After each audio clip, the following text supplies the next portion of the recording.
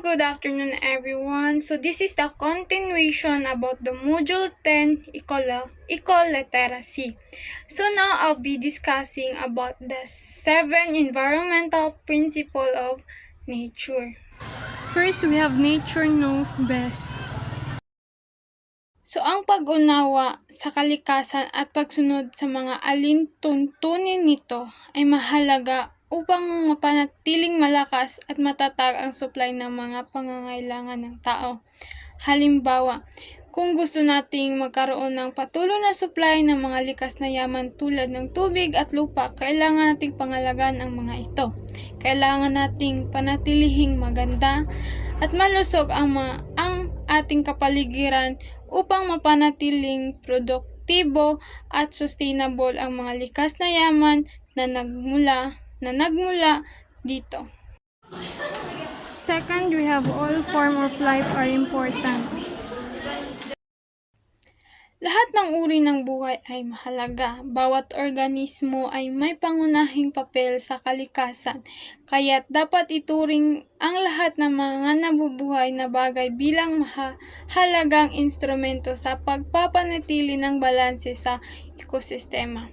Halimbawa, ang mga halaman ay nagbibigay ng mga oxygen at nag-a-absorb ng carbon dioxide, habang ang mga insekto naman ay nasa pangangalaga ng polinasyon. Ang mga hayop tulad ng predator at prey ay bahagi ng natural na kadena alimentarya na nagpapanatili ng populasyon ng mga iba't ibang uri. Sa pamamagitan ng pagpapahalaga at pangangalaga sa lahat ng mga uri ng buhay, tinutulungan natin ang mga pagpapanatili ng balanse at kabuuang kalusugan ng ating ekosistema. Next is we have number 3, which is everything is connected to everything else. Lahat ay konektado sa isa't isa. Sa isang ekosistema, lahat ng mga bagay ay nag-iinteraksyon sa isa't isa upang tiyakin na ang sistema ay matatag at magpapatuloy. Ang anumang labas na pakikialam ay maaaring magresulta sa hindi pagkakabalanse at pagkasira ng sistema. Halimbawa, sa isang puno, ang mga dahon ay nagbibigay ng lilim at nag-aambag sa proseso ng photosynthesis upang makapag-produce ng pagkain at oxygen. Ang mga insekto naman ay bumibisita sa puno upang kumain ng mga dahon o bulaklak nito. Ang mga ibon naman ay naghuhukay ng mga buto at nagkakalat ng mga buto sa ibang lugar na nagbibigay ng pagkakataon para sa mga bagong puno na lumago. Ang mga halimbawang ito ay nagpapakita kung paano nagkakaroon ng interaksyon at koneksyon ang mga iba't ibang bahagi ng mga ekosistema. And now we have a number 4, which is everything change. Lahat ay nagbabago. Ang mga tao dapat ay mag-isip muli ng kanilang ugnayan sa kapaligiran sa pamamagitan ng mga ugnayan ng teknolohiya para sa positibong pagbabago. Halimbawa, ang pagbabago ng klima, maaring mga teknolohiya ay maaaring magamit upang makatulong sa pagbabawas ng mga epekto nito. Isang halimbawa ay ang paggamit ng solar panel upang makakuha ng malinis at renewable na enerhiya mula sa araw. Sa pagmamagitan ng paggamit ng solar panel, mababawasan ang paggamit ng fossil fuel na naglalabas ng greenhouse gases na nagpapalala ng pag-init ng mundo. Ang paggamit ng solar panel ay isang halimbawa ng kaugnayan ng teknolohiya na maaaring magdulot ng positibong pagbabago sa ating ugnayan sa kapaligiran. And fifth is we have everything must go somewhere. Ito ay isang mahalagang hakbang sa pamamahala ng basura na tinatawag na waste segregation o paghihiwalay ng basura. Sa pamamagitan ng pagkakaroon ng tamang sistema ng waste segregation, nagiging mas madali para sa atin na malaman kung aling mga basura ang maaaring maging mapanganib sa ating kalusugan at kapaligiran. And now we have number 6, which is R is our finite earth. So, ang ating mundo ay may limitadong mga likas na yaman at mga mapagkukunan. Ang pagkakaalam sa limitado nating mundo ay nagdudulot ng kamalayan na kailangan nating baguhin ang ating pananaw at magsimula ng mga hakbang upang maibalik at ma-recycle ang mga ito.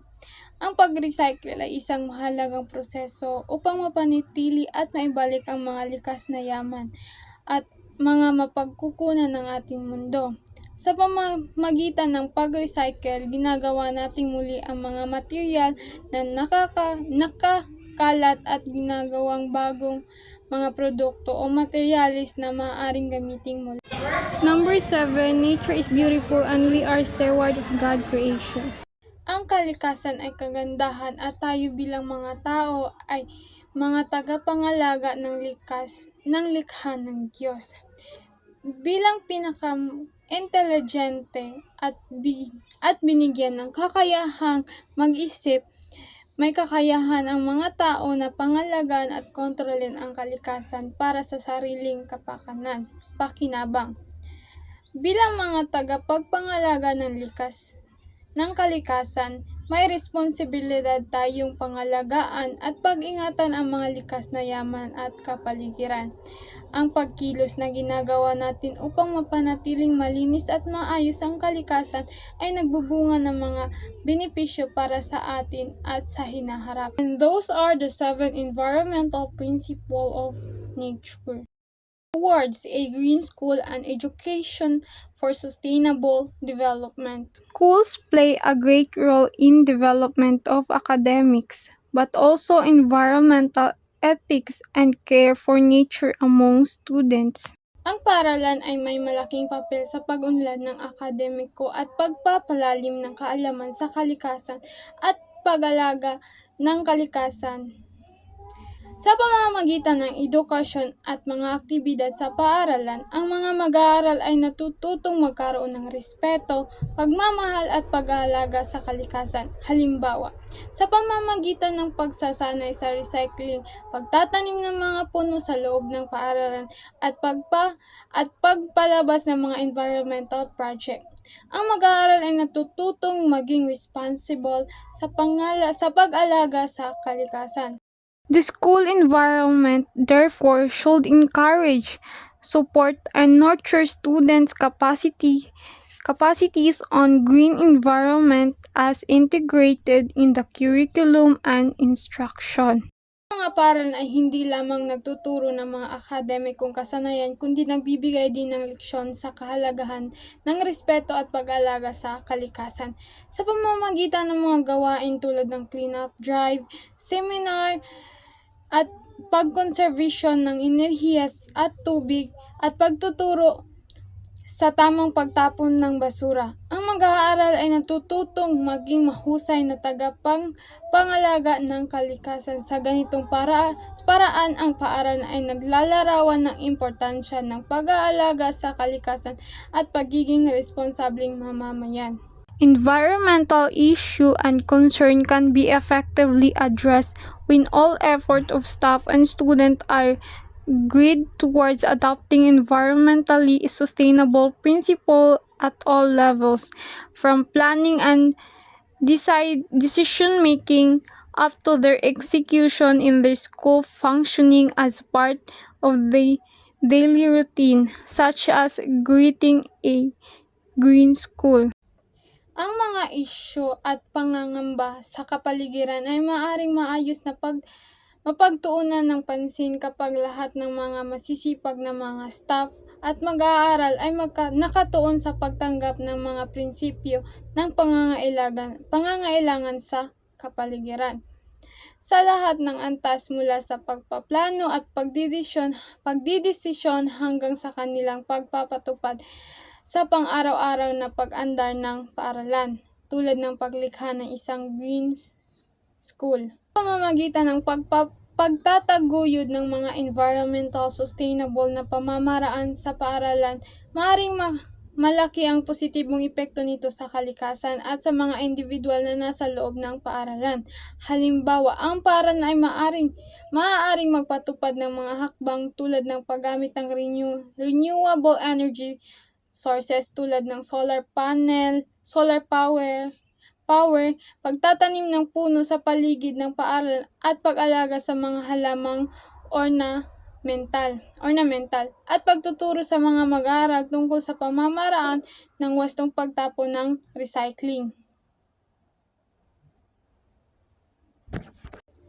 And last, we have the Green School, the concept and background. The concept of Green School was introduced in Europe in the 1990s, while the Rio Earth Summit of 1992 took cognizance of the needs to take action in every area in which human impacts on the environment. Sa Europya, ang Green School ay isang konsepto na naglalayong magkaroon ng mga paaralan na aktibong gumagawa ng hakbang upang mapangalagaan ang kalikasan. Halimbawa, ang mga paaralang ito ay nagsasagawa ng mga programa at proyekto na naglalayong magturo sa mga mag-aaral tungkol sa pangangalaga sa kapaligiran at mga sustainable na pamumuhay. Ang mga hakbang na ito ay maaaring makabilang ang pagtatanim ng mga halaman, paggamit ng mga alternative na pinagmumulan ng enerhiya tulad ng solar power at ang pag-recycle at pagbawas ng kahalumigan sa paaralan. The World Summit on Sustainable Development or WSSD in Johannesburg in 2002 catalyzed the effort to bring about the shift in educating about the environment to educating for sustainability. Ang kaganapan na ito, ang mga delikado at kalahok ay nagkakaroon sa pagsasanay at talakayan hinggil sa mga isyu ng pagmatagalang kaunlaran at kapaligiran. Ang WSSD ay naglalayong magturo at magkaroon ng kamalayan tungkol sa paggamit ng likas na yaman sa paraang hindi makakasira sa kapaligiran at hindi maaaring maubos. Sa halip na lamang magturo tungkol sa kapaligiran, ang edukasyon ay nagsimulang mag-focus sa pagtuturo para sa pagmatagalang kapaligiran. Halimbawa nito ay ang pagtuturo ng mga prinsipyo ng sustainable living, paglikha ng mga programa at proyekto na naglalayong magkaroon ng positibong epekto sa kalikasan at komunidad. Ang pagtuturo ng mga kasanayan at kaalaman upang maging responsible at maalam na mamamayan tungo sa pangmatagalang kaunlaran. Ang pagbabago sa pagtuturo mula sa educating about the environment tungo sa educating for sustainability ay nagpapakita ng pag-unawa at kamalayan na hindi lamang sapat na malaman ang tungkol sa kapaligiran kundi mahalagang kumilos at maging bahagi ng solusyon upang makamit ang pangmatagalang pag-unlad at pangangalaga sa kalikasan.